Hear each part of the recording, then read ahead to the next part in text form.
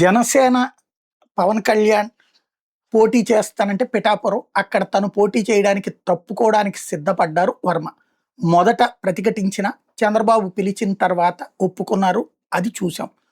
అయితే అదే వర్మకి దగ్గర ఆశీస్సులు కూడా తీసుకున్నటువంటి పవన్ కళ్యాణ్ తను విజయం సాధించిన తర్వాత తన అభిమానులు, తన అనుచరుల సూచన మేరకు అతన్ని పక్కన పెట్టేస్తున్నారు. అది వర్మలో కోపం పెంచింది. అసహనంతో పలు దఫాలు జనసేన వాళ్ళతో గొడవలు పడుతున్న సందర్భం ఉంది, ప్రోటోకాల్ లాంటి ఇష్యూస్లో. తాజాగా చంద్రబాబు గారు ఈ ఆ, తెలుగుదేశం పార్టీకి సంబంధించి వర్కింగ్ ప్రెసిడెంట్గా లోకేష్తో పాటు మిగతా వాళ్ళని ప్రమాణం చేయించే సందర్భంలో ఉపాధ్యక్షుడిగా రాష్ట్ర ఉపాధ్యక్ష పదవి వర్మకిచ్చారు. తద్వారా వర్మని ఏమి అవాయిడ్ చేయట్లేదు, పక్కన పెట్టట్లేదు. తెలుగుదేశం తనకి ఇవ్వాల్సిన గౌరవం ఇస్తోందన్న సంకేతం ఇచ్చుకొచ్చారు.